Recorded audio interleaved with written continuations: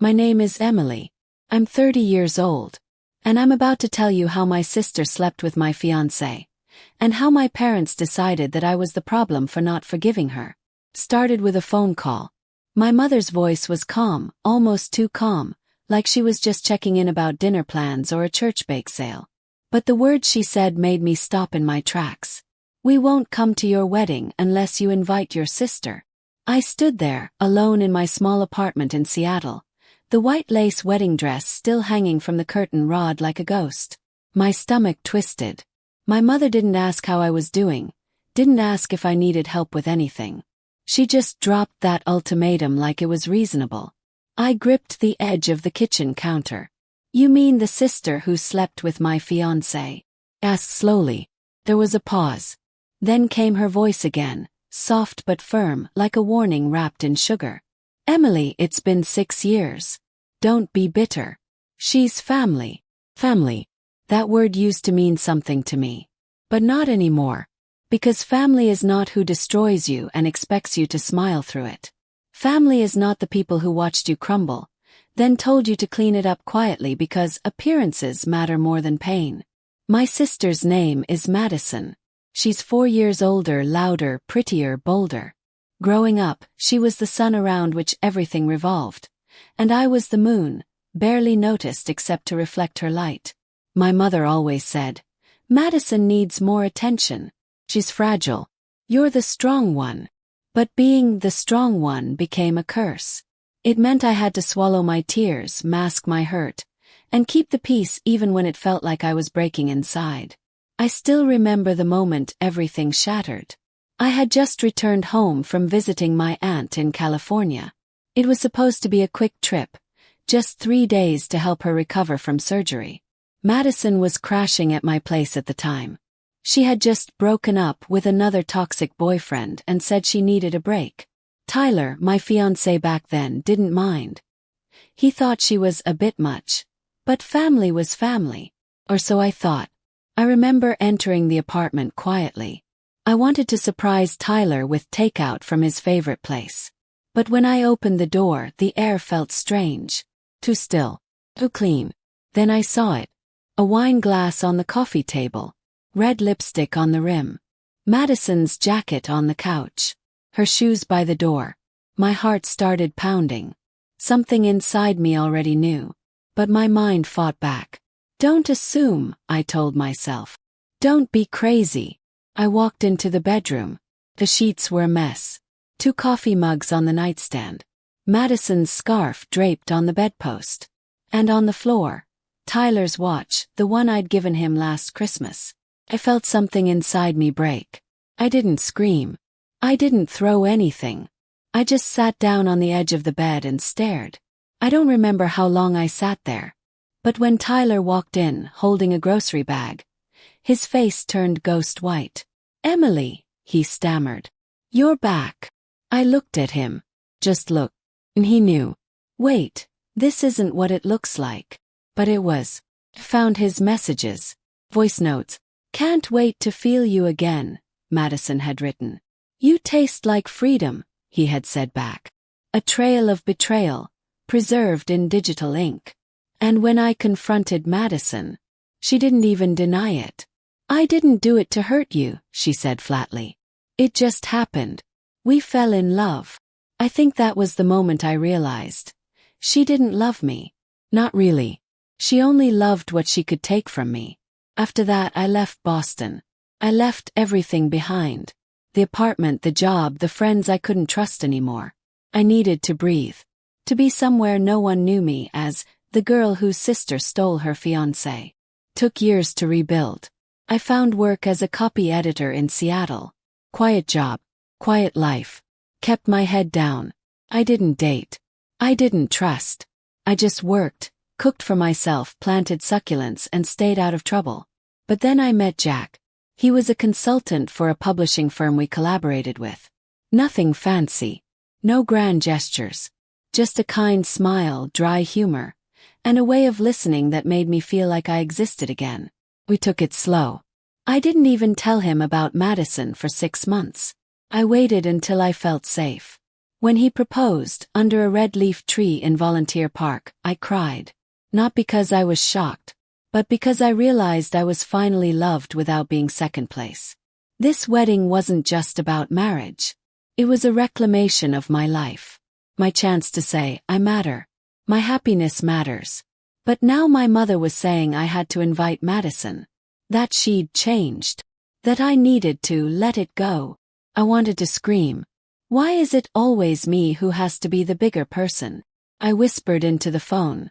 Why is it always me who has to forgive? My mother sighed. Because you're strong, Emily. And she's your sister. That word again. Sister. As if blood excuses betrayal. I ended the call. I stood in front of the mirror, stared at my reflection. And I knew, this time I wasn't going to bend. Not again. Not for her. Not for them. I didn't cry that night. I didn't scream or throw my phone or replay old memories like I used to. Instead, I folded the wedding invitation mock-ups, slid them back into the envelope, and left them untouched on the counter. Made tea. Sat at the kitchen table. Listened to the clock tick. Something inside me had gone still. Like a lake after a storm. Not calm exactly, but emptied. Hollowed. The next day Jack noticed. He always did. You okay? He asked, setting down a box of cupcakes he'd picked up for our caterer tasting. I nodded too quickly. Yeah. Just a weird call with my mom. He didn't push. He just waited gently like always. So I told him. I told him everything. About Madison. About Tyler. About how my parents turned their backs on me the moment I refused to pretend nothing happened. How for years I played the peacemaker, the good daughter, the one who stepped back so Madison could shine. Jack didn't interrupt. He sat beside me, listening with those steady, kind eyes. When I was done, he reached across the table and held my hand. You don't have to invite anyone who makes you feel unsafe, he said quietly. Not even blood. Those words unlocked something. Because deep down I'd been waiting for someone, anyone, to say that to me. To remind me that I didn't owe forgiveness to people who never asked for it. That protecting myself wasn't cruelty. That was the night I removed Madison from the guest list. And I didn't just remove her. I deleted the email draft, erased her name from the seating chart, even went through the RSVP spreadsheet and marked my parents as not attending. Felt like cutting out a tumor. Painful, yes, but necessary. And when I told Jack, he simply said, "Good. Now we can focus on celebrating you." That was the thing about Jack. He never asked me to shrink to make others comfortable. And for the first time I began to see what real love felt like. But I won't lie. Planning a wedding without your family feels like walking a tightrope blindfolded.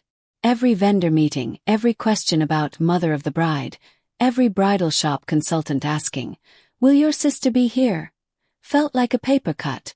Small but relentless. I leaned on friends. Lena, my maid of honor, became my fortress. "You're doing something most people are too afraid to do," she told me during one of our late-night cake tastings. "You're choosing yourself. That takes guts. But still." There were nights I doubted myself. Was I cruel? Was I really letting bitterness take over? Then one morning I got a text from an unknown number. "Heard you're marrying again. Congrats. Hope this one doesn't cheat too." I stared at it for a long time. There was no name. But I didn't need one. It was Madison. The tone, the timing, it was her signature. The same acidic bite she always laced her jokes with. She hadn't changed. Not one bit. I didn't reply. I didn't even save the number. I just took a screenshot and sent it to my mother. No caption. No explanation. Just the message. 10 minutes later my phone rang. I let it go to voicemail. Then again. And again. Finally I picked up. "Emily," my mother said, breathless. She didn't mean it. She was drunk. "She's been going through a lot." "And I haven't," said voice flat. "I'm just saying people make mistakes. You're being very rigid." "I'm being clear, Mom." Silence. Then she said, "We're still planning to come." "No, you're not." My voice shook. Not from fear but from the weight of years. Years of being dismissed, overlooked, sacrificed. You made your choice when you said, unless you invite her. Well, I'm not. And if that means I walk down that aisle alone, so be it. My mother started crying. Didn't move me like it used to. Because I had cried alone for years, and no one cared. That weekend I picked up my dress. It was perfect. White. Minimalist. No lace. No embellishment. Just clean lines and a silk ribbon around the waist. When I stepped out of the fitting room, Lena gasped. You look like you just stepped out of a dream. I didn't feel like a dream. I felt like a woman who had finally stopped waiting for permission. And as I turned to look at myself in the mirror, I whispered under my breath, this time, it's for me. But life, as always, has a twisted sense of humor. Because the next day, something happened that made everything come crashing back down.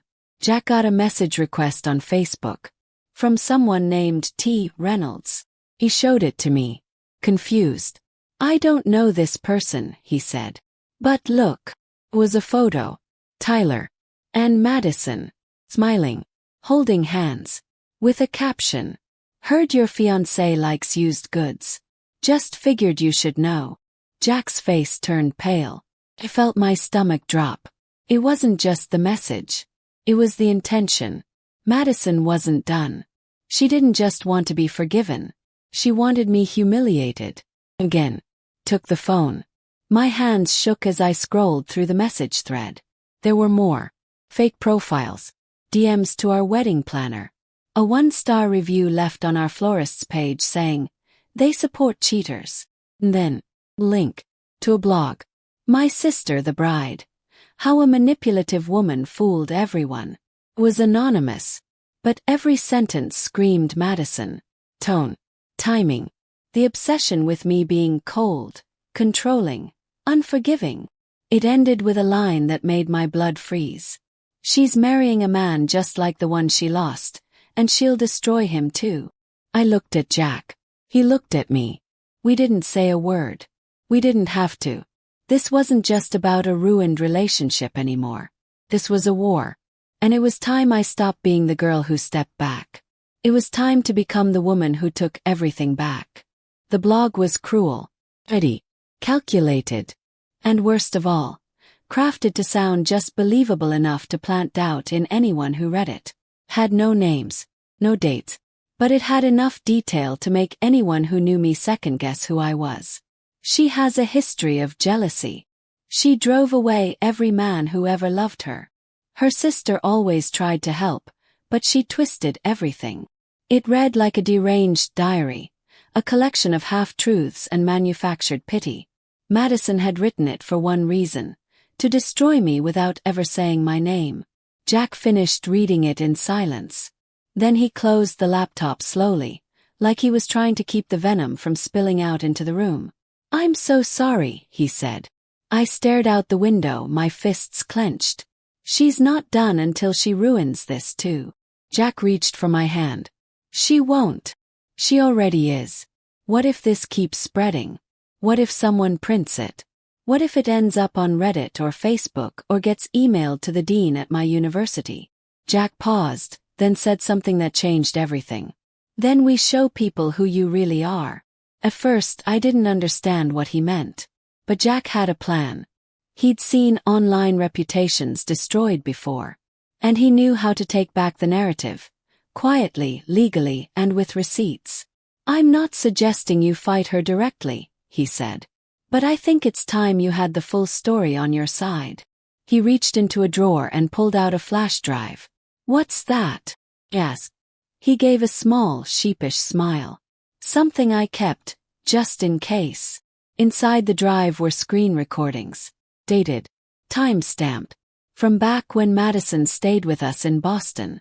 One showed her using Tyler's laptop, signed into his email, to send messages to a woman named Claire, pretending to be Emily.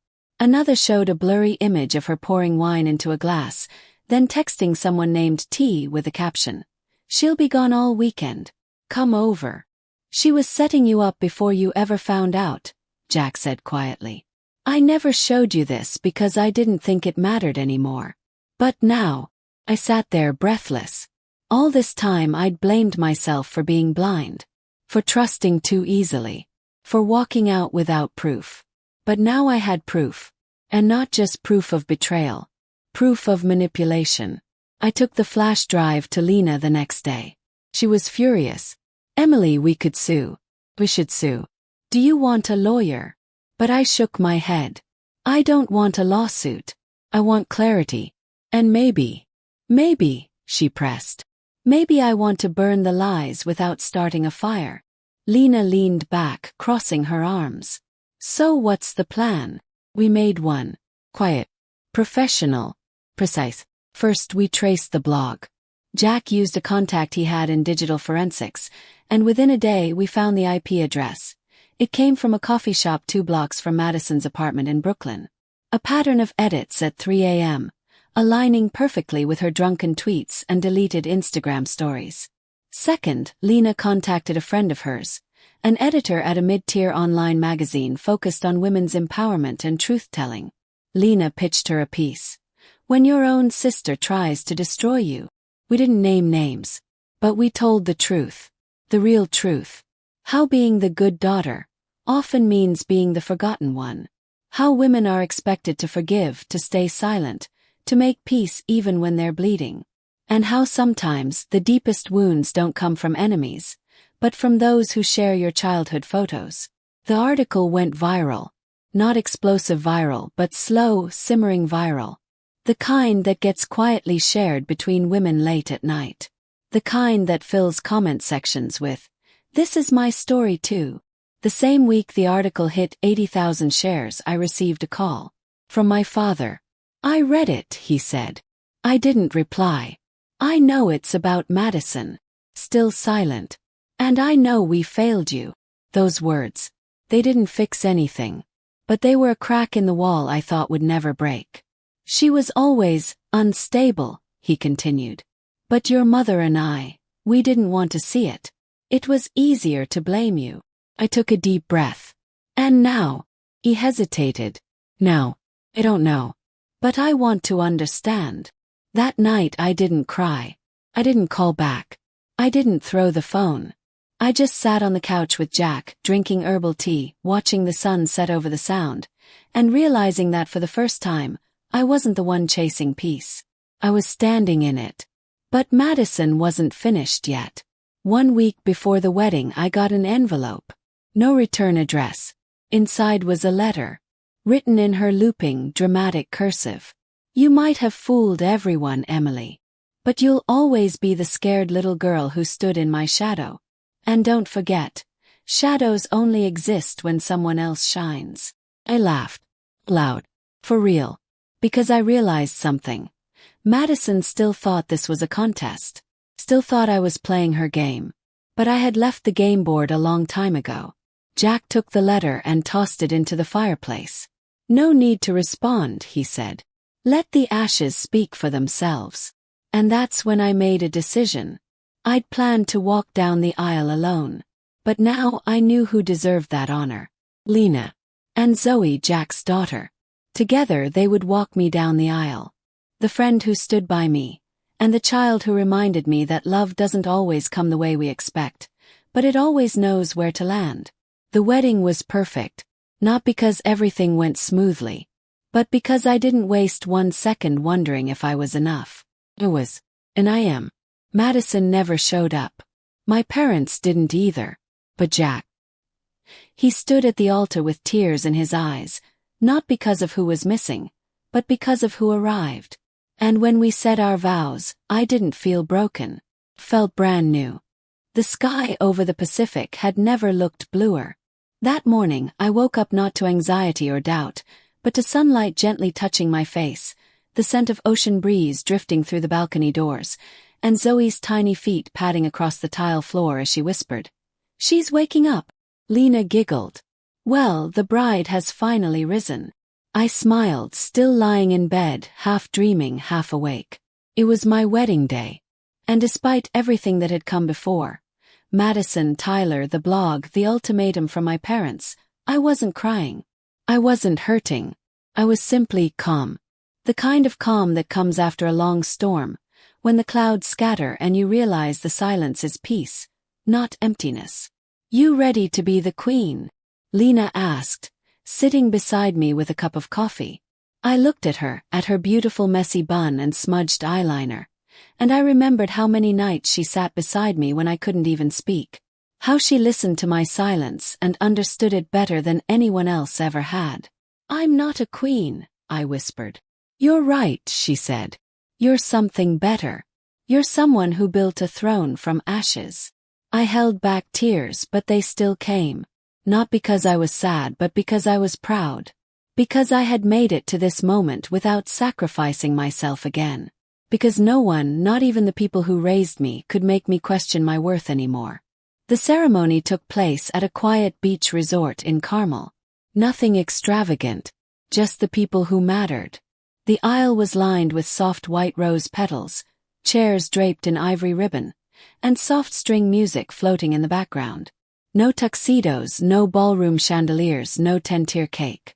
Just truth. Just love. Lena and Zoe stood on either side of me as I stepped onto the aisle. The moment my foot touched the sand, every memory tried to drag me back. Madison standing in my doorway with a glass of wine, smirking. Tyler's voice on the recording. I don't want to stop. My mother whispering. Don't be so cold, Emily. She's still your sister. But I didn't carry them with me. I left them behind. Each step forward was a goodbye to who I used to be. And when I looked up, there he was. Wearing the same navy suit he wore on our first real date. No frills. No flair. Just him. Smiling like I was everything he'd been waiting for. As I reached the altar, Zoe ran ahead with her flower basket, tossing the last petals with a giggle. Lena squeezed my hand, kissed my cheek and whispered, "You're not alone." And she was right. I wasn't. Because standing there beside me wasn't just a man. It was a second chance.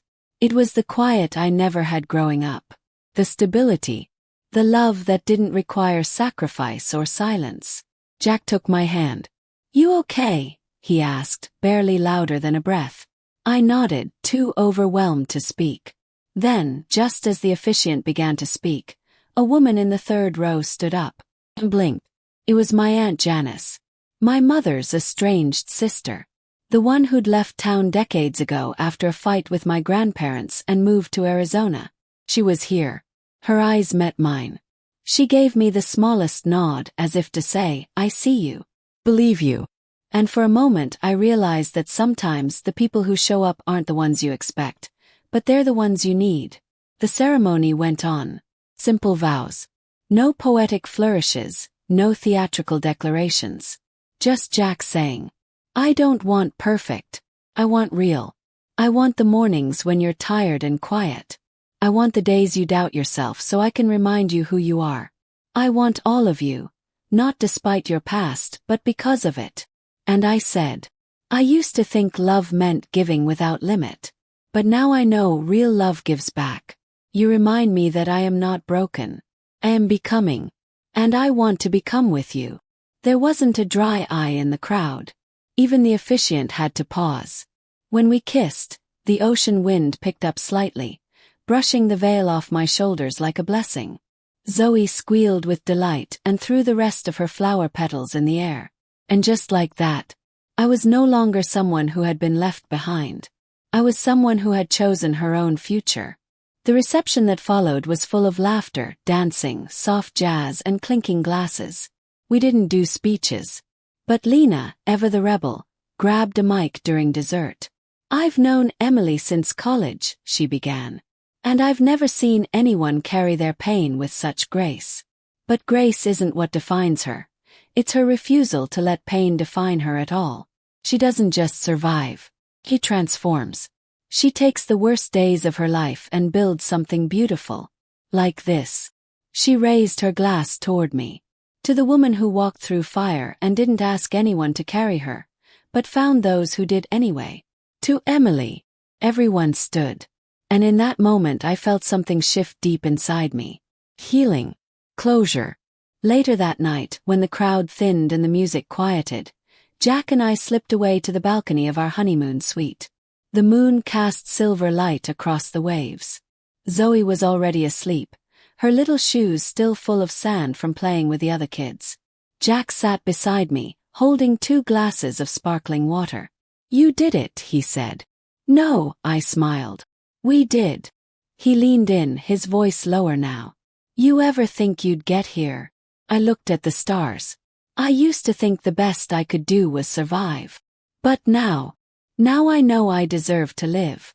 Really live. He took my hand and placed it over his chest. "Just promise me one thing," he said. "Anything. That if anyone ever tries to steal your light again, you won't shrink. You'll shine brighter." He nodded. Not because I was promising, but because I already knew. I wasn't shrinking anymore. The day after the wedding, we woke to golden sunlight pouring through gauzy curtains and the sound of soft waves crashing in the distance. It felt unreal, like we were inside someone else's dream. But it was mine. And I hadn't woken up with fear lodged in my chest like so many mornings before. We spent the first hours wrapped in blankets on the balcony, sipping coffee in silence, our feet tangled together as we watched Zoe sketching seashells in her notebook with intense concentration. Jack leaned into me and whispered, "This is what peace looks like." I smiled, but part of me wondered, how long would it last? I hadn't heard from my parents since the wedding.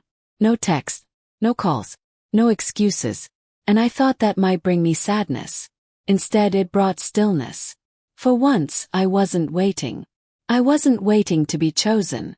I wasn't waiting to be called, to be forgiven for standing up for myself, to be seen as something more than the responsible one who could take the fall for everyone else.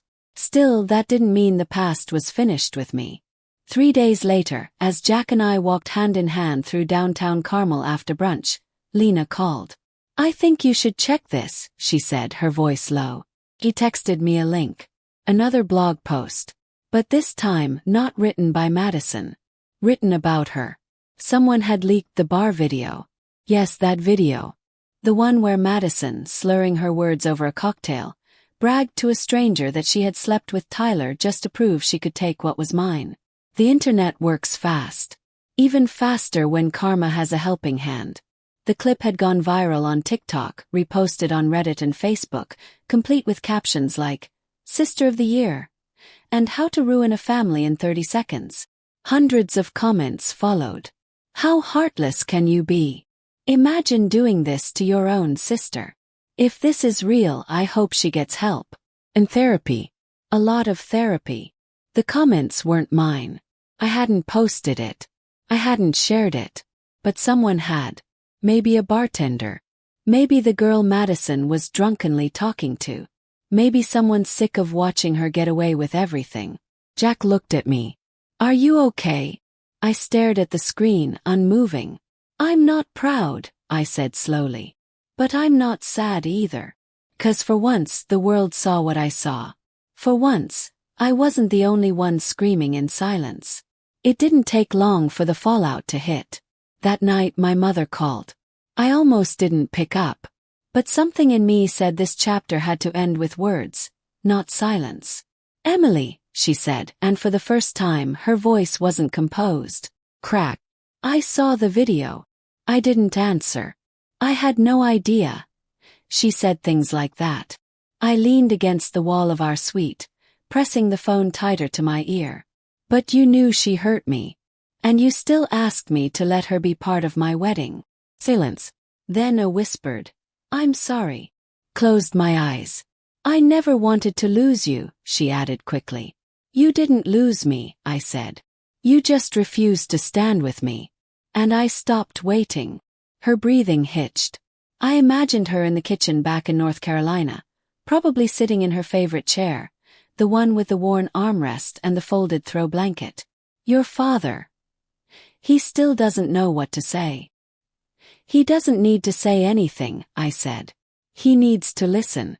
And maybe ask why it took the internet to make either of you believe me." There was a pause. Then, "Do you hate us?" I thought long and hard about that. "No," I said. "But I stopped needing your approval. That's not the same thing as hate." I could feel her tears through the phone. "I just want you to be happy," she whispered. "I am," I said. And I meant it. After I hung up, I stood on the balcony and watched the sky turn a deep purple. Jack came up behind me, his arms around my waist. "What did she say?" he asked gently. "She's starting to understand," I said. Jack kissed my shoulder. "And you?" "I'm starting to forgive. But not for them. For me. Because carrying bitterness is like drinking poison hoping it kills someone else. Never works. Only drains you. But forgiveness without accountability. That's just permission to be hurt again. So I chose something in between. I released the pain. But I didn't erase the truth. Madison didn't contact me. Not a call. Not a message. Not even a backhanded remark online. But she did deactivate all her social media accounts. And 2 weeks later my father sent a long email. For the first time he used my name in the subject line. Subject: "I should have protected you." It wasn't poetic. It wasn't flowery. But it was real. He said he believed me now. That he had been so afraid of losing another child. That he never realized he was already pushing one away. That he had spent years choosing the chaos he understood over the daughter who stood quietly in the background. He asked nothing of me. Not even a reply. And that, more than anything, felt like a beginning. The world kept turning. Jack and I returned to Seattle. I resumed teaching. Zoe's drawings filled our fridge. The smell of coffee and old books became the rhythm of our lives. Some nights, Jack would hold me a little tighter. "You're still thinking about her, aren't you?" And I'd nod. Because betrayal doesn't vanish. It lingers like a shadow. But I wasn't afraid of the dark anymore. Not with the right light beside me. One morning, Zoe left a sticky note on my pillow. It was a crayon drawing of me, Jack, and her, all holding hands. Above it, she'd written in big block letters, "You are my real mommy now." Cried. Not because I'd earned it. But because I finally believed I was worthy of being loved like that. The note stayed on my nightstand. Every morning, it was the first thing I saw. Zoe's careful handwriting, her crooked little hearts, and that sentence that meant more than anything anyone in my blood family had ever said. "You are my real mommy now." It didn't matter that I hadn't given birth to her. She chose me. Just like Jack did. Just like I finally chose myself. Still, healing isn't a straight line. Some days you feel whole. Other days, a scent or a song or a stranger's voice sounds just like hers, and you find yourself spiraling. One Sunday morning while shopping at the farmer's market, I heard laughter behind me. Madison's laugh. Loud. Impossible to forget. I froze mid-step, the bag of apples hanging limp from my hand. Jack noticed instantly. "Emily!" I turned, breath caught in my throat. It wasn't her. Just someone who looked like her. The same red hair, same tilted head, same loud, unapologetic presence. But it wasn't her. I exhaled slowly. And that's when I realized. The fear was fading. She was no longer everywhere. She was just a scar. Still visible but no longer bleeding. That afternoon, I opened the old box of wedding things from my first engagement. The ring Tyler gave me. Our engagement photo. The RSVP cards we never sent. I'd kept it all shoved into a storage bin, untouched, rotting in emotional limbo. I took out the photo of us. Me in a yellow sundress. Him in that awful plaid shirt he always wore. Our hands intertwined like we knew what we were doing. Then I took out a lighter. And I burned it all. On the back patio. Under a soft gray sky.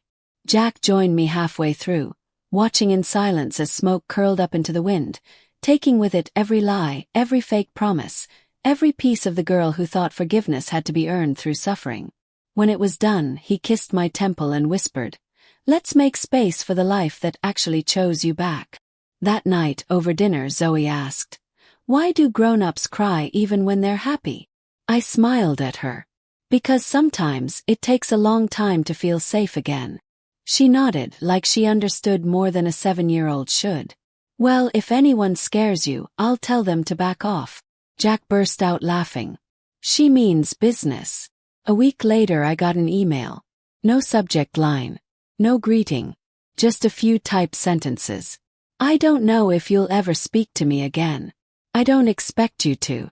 But I want you to know I'm leaving the country. Going to Lisbon for a year. Maybe longer. I lost my job. Lost everything, really. I guess I just wanted you to know I remember what I did. And I regret it. Madison. I stared at it for a long time. Not out of rage. Not even sadness. Just disbelief. Not once did she say, "I'm sorry."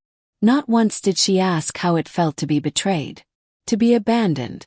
To be made the villain of a story that wasn't mine to write. But still she remembered. That was the most dangerous part. She knew. And that's when I knew she would never change. She didn't want forgiveness. She wanted relief. And I wasn't going to give it. I didn't reply. I archived the message. I opened a new one instead. A recommendation letter from a former student who'd just gotten into grad school, thanking me for believing in her when no one else did. She wrote, "You taught me how to use my voice when all I'd ever known was silence." And I realized, Madison may have taken a piece of my past, but she'd never touch what I'd built in the years since. That Friday, Jack and I were invited to a university gala. I wore a navy silk dress, modest but elegant. Jack looked at me as I stepped out of the car and whispered, "Damn, you're going to cause a riot." I rolled my eyes laughing, but I felt it. Confidence. Not the kind you fake to survive, but the kind that blooms from pain that's been faced and buried. Halfway through the night, I was introduced to a dean from a prestigious East Coast university. He smiled at me across the table. "You're Emily, right? The professor whose essay about sisterhood and betrayal got turned into that viral podcast episode." I blinked. "Wait, what?" He chuckled. "You didn't know. Your article, Lena's pitch, the one you edited for the Beacon? Someone picked it up and adapted it for a segment. It hit 1 million downloads last week." I sat there stunned. People heard me. Not just my friends. Not just Jack. But strangers. Women. Girls. People who needed someone to say, "You're not wrong for walking away. You're not broken. You're just brave." Later that night, I found Lena standing at the bar with a cocktail and a mischievous grin. "You forgot to check your email, didn't you?" I shoved her gently. "You did this." She winked. "I just submitted it." "You wrote it." I hugged her tight. "Thank you. For never asking me to be okay before I was ready. You never needed fixing," she said. "You just needed people who wouldn't keep breaking you." On the ride home, I looked out the window at the city lights. Madison was gone. My parents were quiet. And I had everything they said I wouldn't find without them. Love. Family. Peace. And something even better than revenge. Freedom. The first Monday after the gala, I walked into my classroom with a fresh stack of essays, a thermos of tea, and a calm I hadn't felt in years. I'd lived in shadows for so long. Madison's spotlight, my parents' expectations, Tyler's betrayal, that I didn't even know I'd been holding my breath. But now, every step I took echoed with freedom. I wasn't just surviving anymore. I was leading. After class, one of my students lingered behind. A quiet girl named Tara who rarely spoke unless called on. She walked up, nervously clutching her notebook. "I just wanted to say, I listened to that podcast over the weekend," she said, her voice trembling. "The one about the sister who betrayed her. And the wedding." My breath caught. I nodded slowly. "I know it's not officially about you," she added. "But I knew it was you. A voice. Your truth. I've never related to anything more in my life." I couldn't speak. I just placed a hand over hers and nodded. "That story saved me," she whispered. After she left, I sat down and cried. Quiet, grateful tears. Because I'd finally turned my pain into something more than a wound. I'd turned it into a bridge. A month passed. Then two. Life resumed, real life, not survival. Jack and I hosted game nights. Zoe started ballet classes. Published another essay. I even went on a small retreat in Oregon with Lena and 2 other professors I respected deeply. Felt like myself again. Or rather, I felt like someone new. Not the girl who always stepped back. Not the woman who waited for validation, but the version of me who chose herself, fully, loudly, and without apology. Then one morning, just before my first lecture, I received a package. No name, no return address. I stared at it, unsure whether to open it. Jack noticed the hesitation in my hands as I stood by the kitchen counter. "You want me to check it first?" he offered. I shook my head. "No. I need to do this." Inside was a small velvet box. A wedding ring. Tyler's ring. The one he wore the day he proposed. Beneath it, a folded piece of notebook paper. The handwriting was unmistakable. Madison's. I figured I should return what was never mine to keep. "You don't have to respond. You never did anything wrong. I just never learned how to be okay with you winning. I'm trying now." Closed the box slowly. It didn't make me feel better. It didn't erase what happened. But it was the first time she told the truth. No manipulation. No pretending. Just honesty. And oddly, it felt like a final page turning. I tucked the box into a drawer and never opened it again. The past was a chapter one no longer needed to reread. 1 year later, Zoe stood in our backyard, wearing a flower crown and a white sundress as she danced barefoot in the grass. Jack manned the grill. Lena chased a toddler who had smuggled a cupcake under the picnic table. It was our first anniversary celebration. Not a fancy party. Just a gathering of the people who loved us without conditions. People who didn't call betrayal family drama. People who didn't ask me to move on, just to avoid their discomfort. Jack wrapped his arms around me from behind. "So, Mrs. Turner, do you regret not inviting the chaos?" I laughed. "Not even a little." He kissed my neck. "Good. Because this life, this calm, you built this." I nodded, eyes misty. 'Cause he was right. It wasn't just a marriage. It was a reclamation. Joy. Of boundaries. Of dignity. Later, while Zoe helped us blow out the anniversary candle on a simple vanilla cake, she turned to me and whispered, "You're my forever mommy, right?" I crouched down beside her. "Forever and ever," I said, brushing a curl from her face. "No matter what." That night, as the stars blanketed the sky and the fire pit crackled, Jack handed me a small gift box. "What's this?" he asked. I shrugged. "Just something you deserve." Inside was a silver necklace. Pendant shaped like a door, slightly ajar. "I saw it in this little shop last week," he said. "It reminded me of you. 'Cause you closed the old door. And walked through the one you made for yourself." I smiled, heart full. 'Cause he understood. 'Cause he saw me. Final reflection. If you're still listening to this story, maybe you've been there too. Betrayed by someone who should have protected you. Maybe you've been told to keep the peace, to let it go, to be the mature one while your heart quietly shattered. Here's what I learned. Forgiveness isn't about letting someone back in. Sometimes it's about walking away and finally breathing. Sometimes you don't need an apology. You need distance. And family isn't who shares your last name. It's who stands beside you when the storm hits, and never lets go. If you're standing at that crossroads right now, I hope my story shows you that you're not alone. That your voice matters. That you're allowed to choose peace over performance. You're allowed to walk away. And you don't have to look back. Thank you for listening to Revenge Echoes, where stories speak louder than revenge. If you found strength in this story, share it. Leave a comment, subscribe, and let someone else out there know they're not alone.